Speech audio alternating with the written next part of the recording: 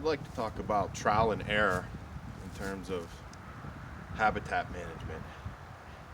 It's a big deal because, unless you're out here all the time and you've hunted a long time and you've got a lot of experiences, you may fall short, and it's going to take some trial and error to learn how to overcome the downfalls or shortcomings in habitat management for deer. Now, I've been lucky enough to have been hunting and going along with my dad and brother since I was about, well, as long as I can remember, kindergarten maybe. I witnessed them hunt before I was of legal age to hunt, so I have a lot of experience. It goes back over 30 years, 34 years really, and from public land to our small little private piece to other parcels that we hunt, private land, back and forth, private, public.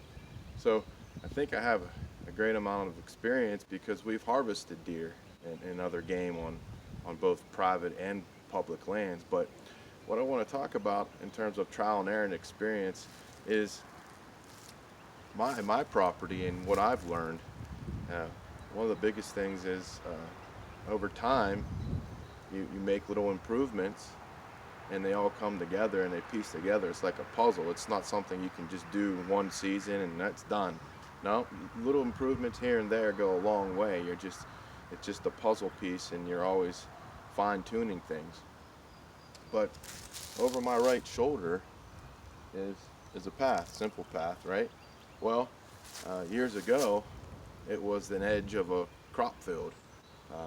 Going back when I was really little, it's 35 years, 34 years, there was corn being planted here, and this was the outside edge that we'd ride the ATV on. Well, the center of it all grew up, and we quit farming. It was leased to farmers and local here, and all the brush came in. First started out with blackberries, raspberries, small trees that are early successional trees, sumac and things of that nature. And then we've got a lot of black cherry in the tree rows to the west and east, are a lot of black cherry, because black cherry, it grows really fast as soon as you have a field that's not being plowed anymore. One of the first trees that, once the seed reach it, that will grow up and get above everything else will be black cherry.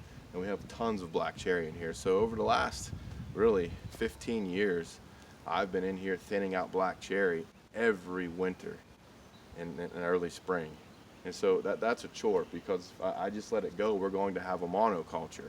We're going to have all black cherry, or majority of black cherry, and we need other species of trees, and that's what makes deer habitat great. You've got to have many different species types. Okay, so this used to be a quad trail, or ATV trail, and it's still here. So I went through college, graduated 2003, went back for master's program, doing all that school stuff. You got to get a job and work, right?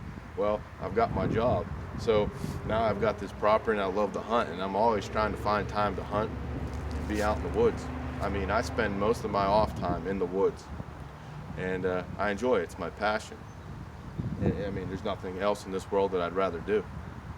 And so this used to be a ATV trail, and we rode around as kids, rode around, but it occurred to me about 2005, roughly 2004, after I'd graduated college, that the deer are using this. I've been away. No one's back here. And my dad, who lives about 100 yards that way, and he's not back here that much. But when I was in college, he started having some success. It's not being bothered. So I'm putting these things together over some time. And I said, we can't go back there at all anymore unless we're hunting it. And summer's okay, but in the fall, we can't go back there. We used to rabbit hunt. We had beagles. I had beagles growing up. That doesn't happen anymore. Just when's rabbit season, right? October, November. That's archery season. That doesn't happen anymore. So what we do is we only hunt it when the days are right. A day like this would be nice because a couple days ago it was warmer, and then it cooled down. It's probably in upper 30s, low 40s. There was a 10 plus degree temperature shift, which is great. Cold front coming in. So today would have been a good day if I checked my camera cards, even though it's early spring. Well, what is it, March 7th today? probably some more deer movement. It probably picked up. But this ATV trail has now become used by the deer. It's part of their pattern of movement. And I started realizing that in 2005. And then 2000, a couple years later, I put a tree stand in a spot, and just around the ATV path. I keep it trimmed, and the deer circle this thicket that was once cornfield, and it grew up in several brush. I'll talk about the multi-species. There's maple, there's black cherry, sumac. We planted chestnut trees. There's oak, white oak, and red oak. There's Japanese honeysuckle. There's autumn olive, blackberries. There's multiflora rose, raspberries, blackberries, multiflora rose, and several other things I can't think of off the top of my head right now. But there's a mixed habitat here, and the deer just love it. It actually has gotten so thick over the last few years that I have to thin it out. So what I've done was I cut paths through it, like a maze. Corn maze you go to in the fall, right? Well, I've got my deer maze here, and I've cut a maze path system through it, and I had small openings, maybe 10 by 10, and the deer sign is there. So we've got this old ATV trail around here, and the deer constantly use it. So what I did was enhanced it even further. I started planting parts of it, okay? But where I failed was, and this is experience, trial and error, I was planting perennials, clover mainly, and chicory. You know, you got this hot stuff on TV, you know, buy this, your deer will come right to you. So I'm learning, trial and error. This is 15 plus years ago. So as I moved through time, I stopped planting perennials and doing some research, doing some reading and watching videos and things. I'm learning, okay, deer, when do you want to see deer? When do you want to have deer on your land? In the fall when you're hunting. And I also, with trail cameras, I started understanding and learning how deer movement changes. I see some velvet bucks as this gets thicker and thicker. I see some velvet bucks, but not a whole lot in the summertime. There's not a continuous pattern here. But late September, early October, and into October, the number of bucks using the property increases. So I stopped planting perennials. I'm learning from the trail camera information and the pictures that I get over time. I see bucks coming in here late September, early October into mid-October, and late. By the time we get to November, the whole month of November, I don't know how many bucks running through here, and it's only 12 acres. And so I'm putting all this together, piecing the puzzle together, and then I start planting annuals. The number one thing that I've learned that works best, because you've got to do soil sample tests. You know, pH, if it's too low, you're not going to be able to plant these fancy crops. They won't grow. The peas, the brassicas, and different things, they need a higher pH level. But winter rye is key. Winter rye, I've learned, is king. I've experimented with wheat, but it's not as tolerant to low pH levels. Winter rye is king. So what I've done was, the deer are already using these trails.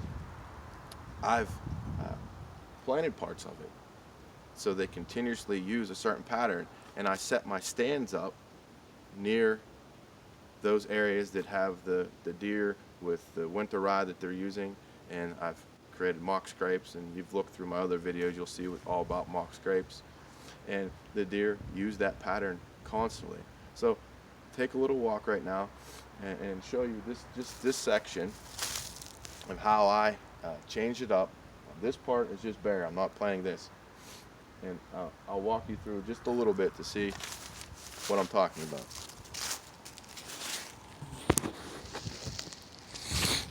Here we go down the path. Here's actually one of the paths I cut through this thick stuff. And you can see the Japanese honeysuckle. And I don't see any autumn olive right here, but there's a nice crabapple tree popping up. And here's a chestnut tree that I've planted. Oak tree that came up on its own. So let's continue down the path. And this is where the food plot system starts. It's sort of a food plot trail. And you can see to the right, I have tubed chestnut trees. Okay, these are the Dunstan chestnuts. Experimenting with those. Now this path continues down onto this bottom. I don't get much light in that bottom, so it ends right past that hinged tree. Okay, about right there. Here we have a mock scrape in my blind setup. Because I can't plant down here, I have to have another habitat improvement to keep the deer on this same pattern, and that improvement is the mock scrape. Now we've come out of that bottom where the mock scrape is in the blind, and here I'm able to get more sunlight in. And you can see right here, previous video, right at the tip of my finger, there's another licking branch that I pulled down with paracord. So let's continue on and walk through here. I've got this licking branch and scrape going down this path. I'm going to plant this. The light, you can see the sunlight starting to filter through. It's coming in from the southwest. Obviously I'm going to pick up all these logs and everything. And this will be planted. I'm headed in a northerly direction right now.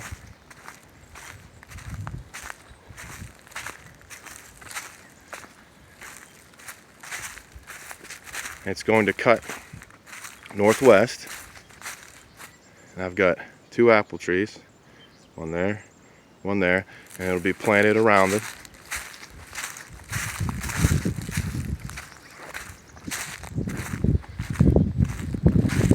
This will be planted as we're moving through here. There's another travel corridor to get through that thick stuff. Another travel corridor, get through thick stuff.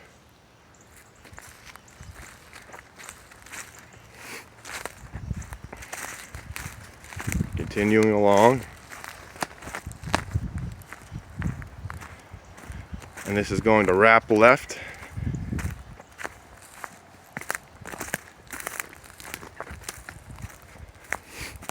Like a maze, and wrap back to the right, sharp right. It opens up, and you can see we got a blind here.